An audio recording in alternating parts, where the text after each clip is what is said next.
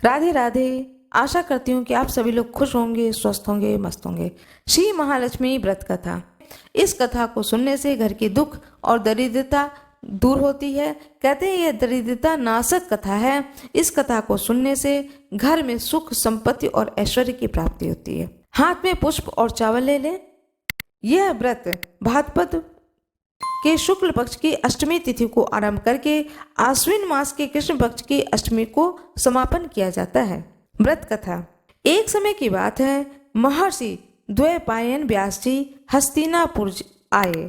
उनका आगमन सुनकर के समस्त राजकुल के कर्मचारी महाराज भीष्म सहित उनका सम्मान आदर कर राजमहल में महाराजा को सुवर्ण के सिंहासन पर विराजमान करके अर्ध पाद्य आचमन से उनका पूजन किया। व्यास जी के स्वस्थ चित्त होने पर राजरानी गांधारी और माता कुंती ने हाथ जोड़कर प्रश्न किया कि महाराज, आप त्रिकालज्ञ हैं, तत्वदर्शी हैं। आपसे हमारी प्रार्थना है कि स्त्रियों को कोई ऐसा व्रत, सरल पूजन बताइए जिससे हमारी राज्य लक्ष्मी, सुख, पुत्र, पौत्र, परिवार सदा सुखी रहे। इतना सुनकर व्यास जी ने कहा कि हम ऐसे व्रत का उल्लेख कर रहे हैं जिससे सदा लक्ष्मी जी स्थिर होकर के निवास करती हैं उस स्थान पर और सुख प्रदान करेंगी। यह श्री महालक्ष्मी व्रत, जिसका पूजन प्रतिवर्ष आश्विन, जिसे कि क्वार का महीना भी कहा जाता है, कृष्ण पक्ष की अष्टमी को माना जाता है।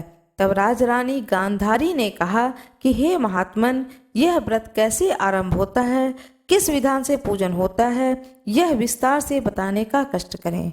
तब महर्षि जी ने कहा कि भाद्रपद शुक्ल पक्ष की अष्टमी के दिन सुबह व्रत का मन में संकल्प कर किसी जलाशय में जाकर स्नान कर स्वच्छ वस्त्र पहनकर ताजी दुर्वा से महालक्ष्मी जी को जल का तर्पण देकर प्रणाम करना चाहिए। फिर घर आकर शुद्ध 16 धागों का एक गंडा बनाकर प्रतिदिन एक गांठ लगानी चाहिए। इस प्रकार 16 दिन की 16 गांठ का एक गंडा तैयार कर आश्विन माह के कृष्ण पक्ष की अष्टमी को व्रत रखकर मंडप बनाकर चंदोबा तानकर उसके नीचे माटी के हाथी पर महालक्ष्मी की मूर्ति स्थापित कर तरह तरह की पुष्प मालाओं से लक्ष्मी जी व हाथी का पूजन करके कई पकवान एवं सुवासित पदार्थों का नैवेद्य समर्पण करें। श्रद्धा सहित महालक्ष्मी व्रत करने से आप लोगों को राजलक्ष्मी सदा स्थिर रहेंगी। ऐसा विधान बताकर व्यास जी अपने आश्रम को प्रस्थान कर गए। इधर समय अनुसार भाद्रपद मास के शुक्ल पक्ष की अष्टमी से समस्त राजघरानों की नारियों एवं नगर स्त्रियों ने श्री महालक्ष्मी के व्रत आरंभ कर दिया। बहुत सी नारी गांधारी के साथ प्रतिष्ठा पाने हेतु व्रत का साथ देने लगीं। कुछ नारी माता कुंती के साथ भी व्रत को आरंभ करने लगीं, पर गांधारी जी द्वारा कुछ द्वेष भाव चलने लगा। ऐसा होते होते 15 दिन व्रत के समाप्त होकर 16वां दिन आश्विन कृष्ण पक्ष की अष्टमी का दिन आ गया। उस दिन प्रातः काल से नर नारियों ने उत्सव मनाना आरंभ कर दिया और समस्त नर नारी राजमहल में गांधारी जी के यहाँ उपस्थित हो तरह तरह से महालक्ष्मी जी के मंडप व माटी के हाथी बनाने और सजाने की तैयारियां करने लगीं। गांधारी जी ने नगर के सभी प्रतिष्ठित नारियों को बुलाने को सेवक भेजा, पर माता कुंती को नहीं बुलवाया और न ही कोई सूचना भेजी। उत्सव वाद्य के धुन गुंजारने लगी, जिससे सारे हस्तिनापुर में खुशी की लहर दौड़ गई। माता कुंती ने इसे अपना अपमान समझकर बड़ा ही रंज मनाया और वह दुखी हो गई और व्रत की तैयारी नहीं की। इतने में महाराज युधिष्ठिर, अर्जुन, भीमसेन, नकुल, सहदेव सहित 5 पांडव उपस्थित हो गए। तब अपने माता को गंभीर देखकर अर्जुन ने प्रार्थना की कि हे माता, आप इतनी दुखी क्यों हैं? क्या हम आपके दुख का कारण समझ सकते हैं और दुख करने में भी सहायक हो सकते हैं? आप बताएं। तब माता कुंती ने कहा कि बेटा, जाति अपमान से बढ़कर कोई दुख नहीं है। आज नगर में श्री महालक्ष्मी व्रत उत्सव में रानी गांधारी ने सारे नगर की औरतें सम्मान से बुलाई, पर ईर्ष्यावश मेरा अपमान कर उत्सव में मुझे नहीं बुलाया। पार्थ ने कहा, हे माता, क्या वह पूजन का विधान सिर्फ दुर्योधन के ही महल में हो सकता है? आप अपने घर में नहीं कर सकती हैं? तब माता कुंती ने कहा कि बेटा कर सकती हूँ, पर वह साज सामान इतनी जल्दी तैयार नहीं हो सकता है, क्योंकि गांधारी के 100 पुत्र हैं और 100 पुत्रों ने माटी का विशाल हाथी तैयार करके पूजन का साज सजाया है। वह ऐसा विधान तुमसे न बन सकेगा और उनके उत्सव की तैयारी आज दिन भर से हो रही है। तब पार्थ ने कहा, हे माता, आप पूजन की तैयारी कर नगर में बुलावा फिराए। मैं ऐसा हाथी पूजन को बुला रहा हूँ जो आज तक हस्तिनापुर वासियों ने न देखा हो और न ही पूजन किया हो। मैं आज ही इंद्रलोक से इंद्र का हाथी ऐरावत, जो पूजनीय है, उसे बुलाकर तुम्हारी पूजा में उपस्थित कर दूंगा। आप अपनी तैयारी करें। इधर माता कुंती ने सारे नगर में पूजा का ढिंढोरा पिटवा दिया और पूजा की विशाल तैयारी होने लगी। तब अर्जुन ने सुरपति को ऐरावत भेजने का पत्र लिखा और एक दिव्य बाण में बांधकर धनुष पर रखकर देवलोक इंद्र की सभा में फेंका। इंद्र ने बाण से पत्र निकालकर पढ़ा तो आश्चर्य से अर्जुन को लिखा कि हे पांडु कुमार, ऐरावत तो भेज दूंगा, पर वह इतनी जल्दी स्वर्ग से कैसे उतर सकता है? तुम इसका उत्तर शीघ्र ही लिखो। पत्र पाकर अर्जुन ने पत्र में बाणों का रास्ता बना के हाथी उतारने की बात लिखकर पत्र वापस कर दिया। इंद्र ने मातली सारथी को आज्ञा दी कि वह हाथी को पूर्ण रूप से सजाकर हस्तिनापुर में उतारने का प्रबंध करो। महावत ने तरह तरह के साज सामान से ऐरावत को सजाया। देवलोक की अंबर झूल डाली गई। सुवर्ण की पालकी रत्न जड़ित कलशों से बांधी गई। माथे पर रत्न जड़ित जाली सजाई गई। पैरों में घुंघरू सुवर्ण मणियां बांधी गईं, जिसकी चकाचौंध पर मानवजात की आंखें नहीं ठहर सकती थीं। इधर सारे नगर में धूम हुई कि कुंती माता के घर सजीव इंद्र का ऐरावत बाणों के रास्ते पर स्वर्ग से उतरकर पूजा जाएगा। सारे नगर के नर नारी, बालक और वृद्धों की भीड़ ऐरावत को देखने एकत्रित होने लगी। गांधारी के राजमहल में भी इस बात की चर्चा हुई। बड़ी चहल पहल मच गई। नगर की नारियां पूजन थाली लेकर भागने लगीं और माता कुंती के महल में उपस्थित होने लगीं। देखते ही देखते सारा महल पूजन करने वाली नारियों से ठसाठस भर गया। सारे नगरवासी ऐरावत के दर्शन को गली, सड़क, महल, अटारियों पर एकत्र हो गए। माता कुंती ने ऐरावत को खड़ा करने हेतु रंग बिरंगे चौक पुरवाकर नवीन रेशमी वस्त्र बिछवा दिए। हस्तिनापुर निवासी तरह तरह की स्वागत तैयारी में फूल, माला, अबीर, केसर हाथों में लेकर पंक्तिबद्ध खड़े थे। इधर इंद्र की आज्ञा पाकर ऐरावत स्वर्ग से बाणों के बनाए रास्ते से धीरे धीरे आकाश मार्ग से उतरने लगा, जिसके आभूषणों की आवाज नगरवासियों को आने लगी। ऐरावत के दर्शन के लिए नर नारियों ने जय जयकार के नारे लगाने आरंभ किए। ठीक सायंकाल ऐरावत माता कुंती के महल के चौक में उतर आया। समस्त नर नारियों ने पुष्प, माला, अबीर, केसर को चढ़ाकर हाथी का स्वागत किया। महाराज धौम में पुरोहित द्वारा ऐरावत पर महालक्ष्मी जी की मूर्ति स्थापना करके वेद मंत्रों द्वारा पूजा की गई। नगरवासियों ने लक्ष्मी पूजा का कार्य करके ऐरावत की पूजा की। फिर तरह तरह के मेवा, पकवान ऐरावत को खिलाए गए। ऊपर से जमुना जल पिलाया गया। फिर तरह तरह के पुष्पों की ऐरावत पर वर्षा की गई। पुरोहित द्वारा स्वस्ति पुण्याह वाचन पर व्रती नारियों द्वारा लक्ष्मी जी का पूजन विधान से कराया गया। कुंती ने व्रत के डोरे के गंडा में 16वीं गांठ लगाकर लक्ष्मी जी के सामने समर्पण किया। ब्राह्मणों को पकवान, मेवा, मिठाई देकर भोजन की व्यवस्था की। तब वस्त्र, द्रव्य, सुवर्ण, अन्न, आभूषण देकर ब्राह्मणों को संतुष्ट किया। तत्पश्चात सभी नर नारियों ने महालक्ष्मी जी का दीपक जलाकर प्रेम से संपूर्ण पूजन कर आरती आरंभ की। भगवान विष्णु की जय हो, माता महालक्ष्मी की जय हो, ऐरावत हाथी की जय हो। जिस तरह से कुंती माता के आंगन में ऐरावत पर सवार होकर माता लक्ष्मी विराजित की गई, घर आंगन में पूजा हुआ और नगर के सभी नगरवासी आए और सुंदर विधि विधान से माता कुंती ने पूजा की। इसी तरह से सभी भक्तों के घर में, आंगन में इसी तरह से सुंदर तरीके से माता लक्ष्मी का पूजन हो, सदा सर्वदा पूजन होती रहे और उनकी कृपा सभी पर होती रहे।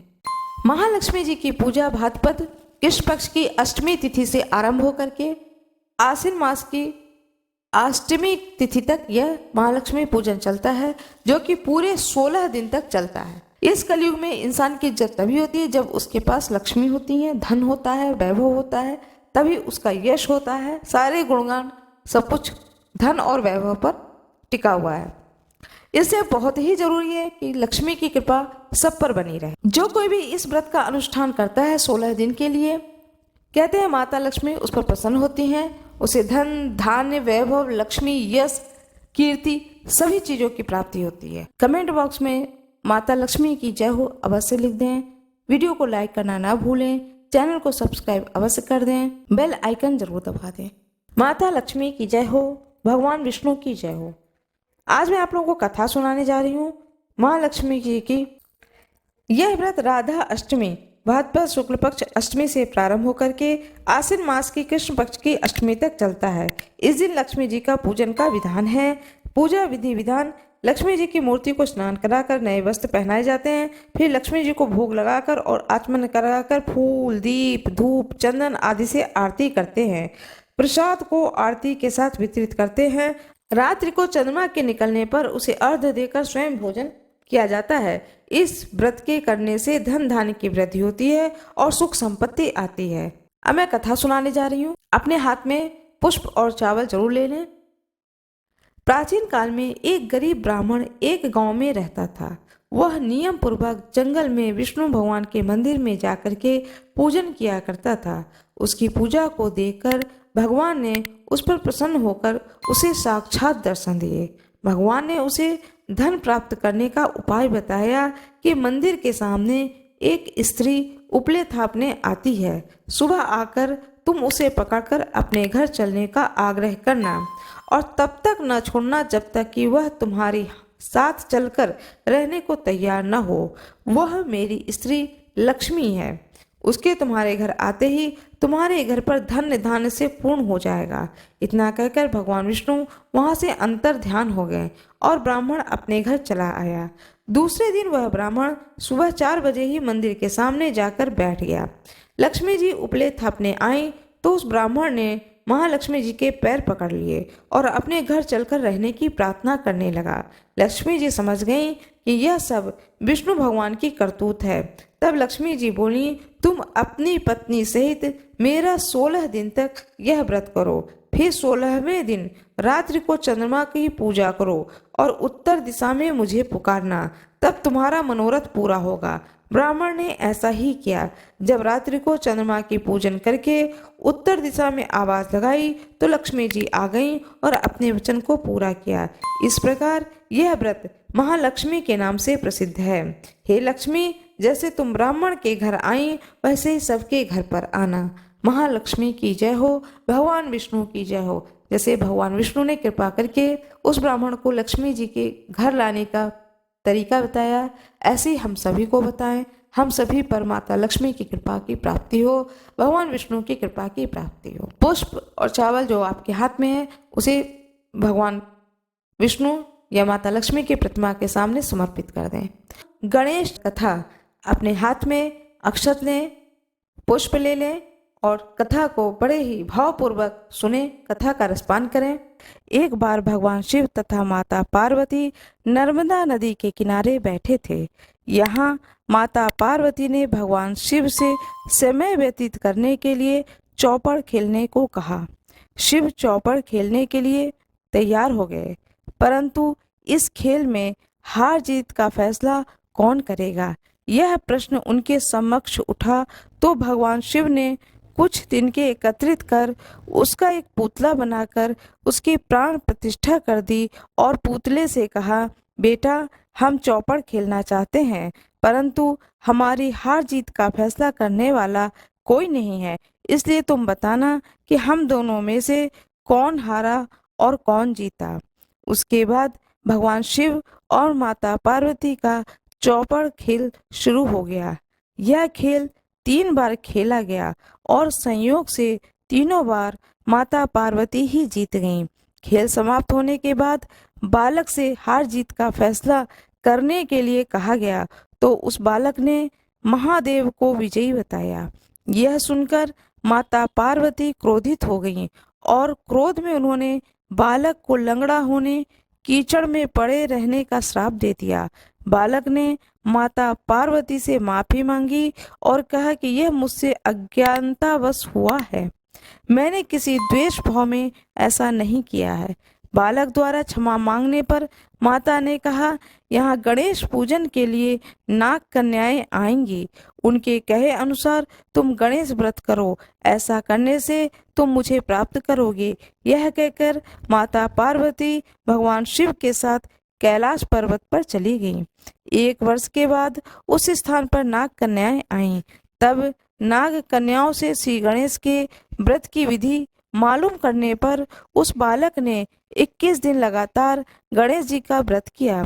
उसकी श्रद्धा से गणेश जी प्रसन्न हुए। उन्होंने बालक को मनोवांछित फल मांगने के लिए कहा। उस पर उस बालक ने कहा, हे विनायक, मुझ में इतनी शक्ति दीजिए कि मैं अपने पैरों से चलकर अपने माता पिता के साथ कैलाश पर्वत पर पहुंच सकूं और वे हम मुझे देख करके प्रसन्न हों। तब बालक को वरदान देकर श्री गणेश अंतर्ध्यान हो गए। इसके बाद वह बालक कैलाश पर्वत पर पहुंचा और कैलाश पर्वत पर पहुंचने की अपनी कथा उसने भगवान शिव को सुनाई। चौपड़ वाले दिन से माता पार्वती शिव जी से विमुख हो गई थीं। अतः देवी के रुष्ट होने पर भगवान शिव ने भी बालक के बताए अनुसार 21 दिनों तक श्री गणेश का व्रत किया। इस व्रत के प्रभाव से माता पार्वती के मन से भगवान शिव के लिए जो नाराजगी थी वह समाप्त हो गई। यह व्रत विधि भगवान शंकर ने माता पार्वती को बताई। यह सुनकर माता पार्वती के मन में भी अपने पुत्र कार्तिकेय से मिलने की इच्छा जागृत हुई। तब माता पार्वती ने भी 21 दिनों तक श्री गणेश का व्रत किया तथा दूर्वा, फूल और लड्डुओं से गणेश जी की पूजा और अर्चना की। व्रत के 21वें दिन कार्तिकेय जी स्वयं माता पार्वती जी से मिलने आ गए। उस दिन से श्री गणेश चतुर्थी का यह व्रत समस्त मनोकामनाओं की पूर्ति करने वाला व्रत माना जाता है। इस व्रत को करने से मनुष्य के सारे कष्ट दूर होकर मनुष्य को समस्त सुख सुविधाएं प्राप्त होती हैं। भगवान गणेश की जय, भोलेनाथ की जय, पार्वती माता की जय।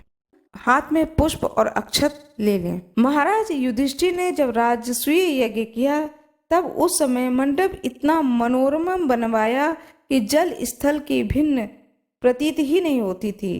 कहीं से टहलते टहलते दुर्योधन भी यज्ञ मंडल पर आ गया और द्रौपदी ने यह देखकर उपहास कर दिया कि अंधों की संतान अंधी ही होती है। यह बात उसके हृदय में बाण जैसे लगी तथा बदला लेने की मन में दुर्योधन ने ठान लिया। कुछ दिनों बाद ही उसने पांडवों को बुलाकर द्विविध क्रीड़ा में परास्त किया। हार होने पर उसने प्रतिज्ञा अनुसार 12 वर्ष का वनवास दिया। एक दिन भगवान कृष्ण जब मिलने गए तभी युधिष्ठिर ने यह सब वृतांत सुनाया और उसे दूर करने का उपाय पूछा। तब भगवान कृष्ण बोले कि विधि पूर्वक अनंत भगवान का व्रत करो, तुम्हारा खोया राज्य पुनः प्राप्त हो जाएगा। उसके बाद श्री कृष्ण ने कथा सुनाई। प्राचीन काल में एक सुमंत नामक ब्राह्मण के सुशीला नाम की एक कन्या थी।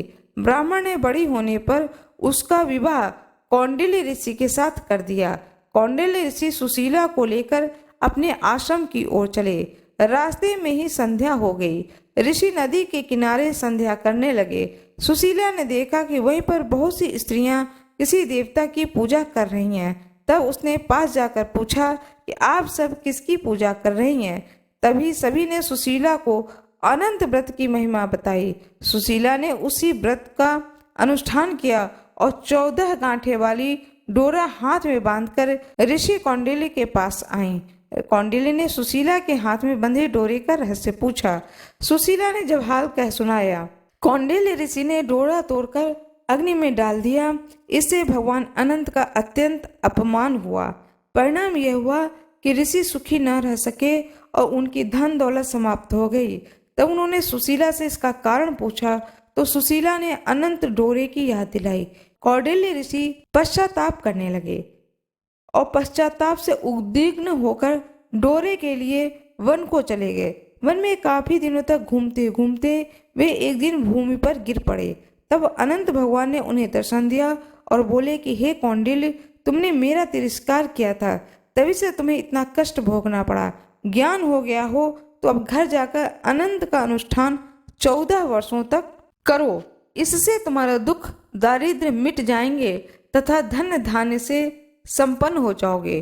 कौंडिल्य ने घर पर जाकर 14 वर्षों तक अनंत भगवान का व्रत एवं अनुष्ठान करा, जिससे कि वह सुखी व संपन्न हो गए। भगवान विष्णु की जय हो, माता लक्ष्मी की जय हो। एक बहुत ही रोचक कथा है रामायण में, जिससे पता चलता है कि भगवान विष्णु और भगवान शिव दोनों में कितना गहरा प्रेम संबंध है। भगवान विष्णु कितना आदर करते हैं, सम्मान करते हैं भगवान शंकर को, और जो कोई भी भगवान शंकर की पूजा करता है उससे भगवान विष्णु बहुत ही प्रसन्न होते हैं। जैसा कि आप सभी लोग जानते हैं, आपने भी सुना होगा कि नारद जी एक बार जाते हैं विष्णु लोक में और जाके भगवान विष्णु से कहते हैं कि हे नारायण, मैंने कामदेव को जीत लिया है। जब उनके इस शब्द को भगवान विष्णु सुनते हैं तो उन्हें लगता है कि मेरे भक्त को अभिमान हो गया है, और वह मन में सोचते हैं कि भक्त को अभिमान नहीं होना चाहिए, यह अच्छी बात नहीं है। ऐसा सोच करके वह नारद जी को कोई जवाब नहीं देते हैं। नारद जी बड़े खुशी भाव से विष्णु लोक से बाहर आ जाते हैं और मन में सोचते हैं कि देखो मैंने कामदेव को जीत लिया है। जैसे ही वह विष्णु लोक से बाहर आते हैं, देखते हैं बहुत ही सुंदर एक नगर है। वो मन में सोचते हैं मैंने इस नगर को तो पहले कभी नहीं देखा। देखते हैं बहुत ही सुंदर नगर है, राजा हैं, रानी हैं, राजकुमारी हैं, नगर के लोग हैं, और वहां पर स्वयंवर की तैयारी हो रही है। फिर वो आते हैं लौट करके विष्णु भगवान के पास में, और भगवान विष्णु से कहते हैं हे प्रभु, थोड़ी देर के लिए मुझे आप अपने चेहरा दे दो। भगवान विष्णु कहते हैं ठीक है, ले लो। अब जब भगवान विष्णु ने नारद जी को अपना चेहरा दिया तो नारद जी बहुत प्रसन्न होते हैं और भगवान विष्णु से कहते हैं जय विधि होय नाथ ही तुमोरा, करहु सुबेग दास मैं तोरा। भगवान विष्णु कहते हैं ठीक है, अब मैं तुम्हें आशीर्वाद देता हूँ, वचन देता हूँ, मेरा यह वचन मिथ्या नहीं जाएगा। भगवान विष्णु के इस आशीर्वाद को लेकर नारद जी चलते हैं वहां पर जहां पर कि स्वयंवर हो रहा होता है। वह इस चीज से बिल्कुल अनजान होते हैं कि मेरा चेहरा क्या हो गया है, और वो स्वयंवर वाले स्थान के पर पहुंचते हैं। जब वो पहुंचते हैं तो वहां पर दो द्वारपाल खड़े होते हैं। वो भगवान नारद भगवान का चेहरा देख करके बड़ी जोर से हंसते हैं, लेकिन नारद भगवान समझ नहीं पाते कि ये मुझे देख करके क्यों हंस रहे हैं। अब वहां पर पहुंचते हैं जहां पर दरबार लगी होती है। कन्या जो है वो स्वयंवर का वरमाला लेकर के वहां से निकल रही होती है। ये भी एक कुर्सी पर जाकर बैठ जाते हैं कि मैं इतना सुंदर दिख रहा हूँ तो ये तो मुझे वरमाला डालेगी ही, ऐसा विश्वास रख करके नारद जी वहां एक कुर्सी पे बैठे होते हैं। लेकिन ऐसा संजोग बनता है, वरमाला तो दूर की बात है, राजकुमारी उनकी ओर पलट के भी नहीं देखती हैं, और वो राजकुमारी ने एक राजकुमार के गले में वरमाला डाली और बहुत दुखी होकर के नारद जी वापस लौटते हैं। जब निकलने लगते हैं तो सोचते हैं कि मेरा चेहरा तो भगवान विष्णु जैसा चेहरा है, फिर ऐसा कैसे हो गया। तो पानी में अपना चेहरा देखते हैं तो देखते हैं अरे मेरा चेहरा तो बानर का चेहरा है। बस उनको तो बहुत ही क्रोध आ जाता है और वो भगवान विष्णु को देखते हैं कि भगवान विष्णु सामने से चले आ रहे हैं। भगवान विष्णु को बहुत सुनाते हैं, कहते हैं तुम पर किसी का हाथ तो है नहीं, जो चाहते हो सो करते हो। भगवान विष्णु शंकर भगवान को तुमने विष पिला दिया, मेरे साथ में मुझे ऐसा चेहरा दे दिया, तुम पर कैसे कोई विश्वास करेगा। सदा तुम छल और कपट का व्यवहार करते हो। विष्णु भगवान ने माया लोक से जो माया रची थी वह पूरी माया ही खींच लेते हैं। तब नारद जी को आभास होता है कि तह नहीं रमा न राजकुमारी, वह न तो कोई रमा है न कोई राजकुमारी है, और जो राजकुमारी स्वयंवर में खड़ी थी वह भगवान विष्णु के साथ में खड़ी स्वयं माता लक्ष्मी है। जब नारद जी इस चीज को देखते हैं तब उन्हें आभास होता है कि मुझसे तो बहुत भारी गलती हो गई, और वह बहुत पश्चाताप करते हैं, भगवान विष्णु से बहुत क्षमा मांगते हैं। विष्णु भगवान ने कहा यह जो कुछ भी घटना घटी है यह मेरी इच्छा से घटी है, इसमें तुम्हारा कोई दोष नहीं है। फिर भी तुमने जो मुझे अपशब्द बोला है इसके लिए तुम इस पाप से मुक्त हो सकते हो। शंकर भगवान का 7 नाम जाकर पढ़ो, भगवान शंकर का 100 नाम जाकर पढ़ो, तुम्हें इस पाप से मुक्ति मिल जाएगी।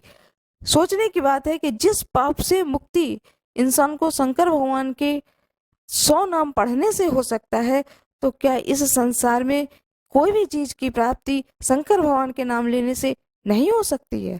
इसे तो स्वयं भगवान विष्णु ने कहा है, और ये कथा तुलसीदास जी ने रामचरितमानस में कही है। जो भी भोग चीज का भोग लगाएं, फल का भोग लगाएं, फलहारी का भोग लगाएं, जो व्रत कर रहे हैं वो भी जिन चीजों का भोग लगाएं, समय तुलसी की पत्ती अवश्य डाल दें। विष्णु भगवान का आराधना करें। मंदिर में विष्णु भगवान हूँ, जिस भी मंदिर में जाएं वहां विष्णु भगवान, लक्ष्मी माता, उनकी भी आराधना करें, दीपक जलाएं और वहां पर विष्णु भगवान की स्तुति करें, माता लक्ष्मी की स्तुति करें, गणेश भगवान की स्तुति करें, माता पार्वती की स्तुति करें, सारे देवी देवताओं की भी स्तुति करें। कल का दिन बहुत ही सुंदर है, बहुत ही अच्छा है।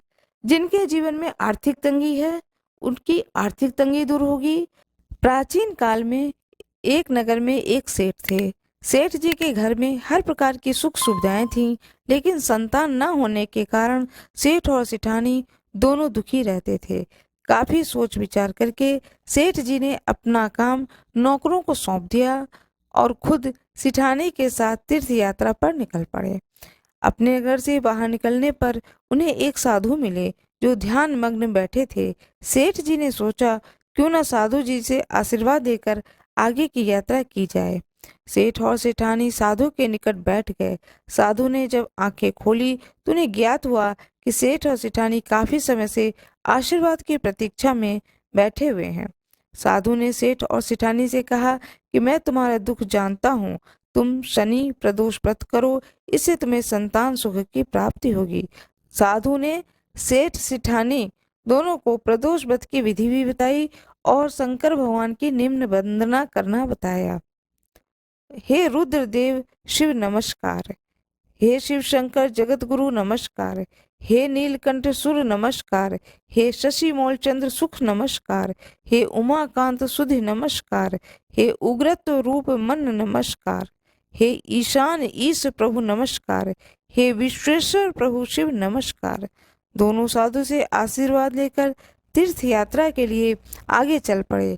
तीर्थ यात्रा से लौटने के बाद सेठ और सेठानी ने मिलकर शनि प्रदोष व्रत किया, जिनके प्रभाव से उनके घर में एक सुंदर पुत्र का जन्म हुआ। भगवान शंकर के आशीर्वाद से उनके घर में, उनके जीवन में खुशियां ही खुशियां आ गईं। भगवान शंकर की जय, भोलेनाथ की जय, गणेश जी की जय, माँ पार्वती की जय। कथा के सुनने मात्र से ही उन्हें शुभ फल की प्राप्ति होगी, इसमें कोई दो राय नहीं है। भगवान शंकर की कृपा प्राप्त होती है, निसंदेह, निसंदेह से इसमें किसी प्रकार का संदेह नहीं रखना चाहिए। भगवान शंकर की कृपा अवश्य प्राप्त होती है। ओम नमः शिवाय। मेरा ये वीडियो कैसा लगा कृपया लाइक करें, शेयर करें, सब्सक्राइब करें, बेल आइकन दबाना ना भूलें। कमेंट बॉक्स में ओम नमः शिवाय अवश्य लिख दें। धन्यवाद।